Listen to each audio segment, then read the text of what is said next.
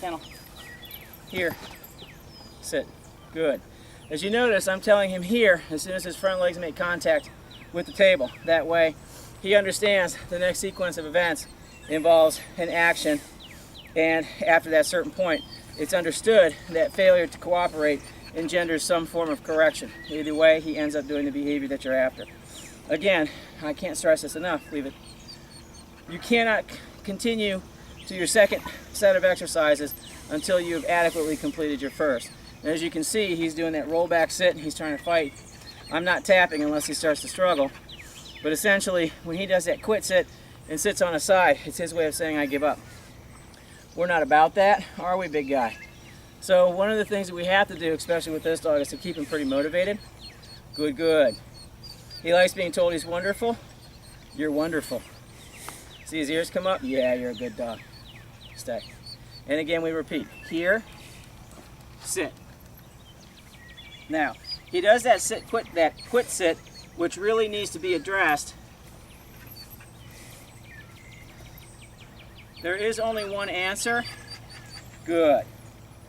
Again, I'm going to correct for poor performance. I'm going to mark appropriate performance. Good. But I'm not going to reward that just by virtue of the fact that he's starting to quit more and more. Kennel. Here. Sit. Good. Here. Sit. Using the exact same principles. Now I'm moving in. You see how he rolls back? I want him to start understanding that that's not appropriate. And he has a tendency to fight, which indicates two things to me. One, hey, don't you do that. We're either dealing with, good boy, there we go, nice job. We're either dealing with a lack of consistency and follow through, or we're dealing with an injury, because he's quick to go to that position, which is kind of disturbing in a dog so young. These guys are under a year old, and he has a tendency to default to that pretty quickly. Here. Sit. Again, as soon as he does it. Good. Right there. And as soon as I've told him good, he rolls back. So what this is telling me is he's been endorsed for this behavior, and he's never been corrected for it. And what's happening is he's getting lazier and lazier and lazier, and he keeps moving further and further back. Okay.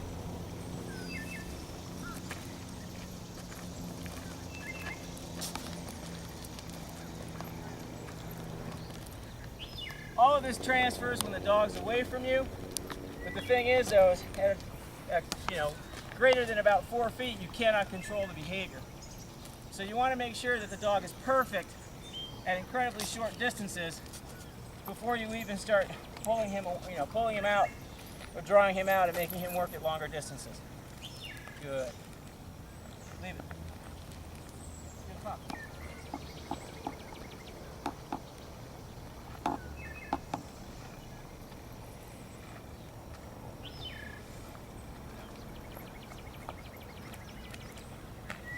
Sit.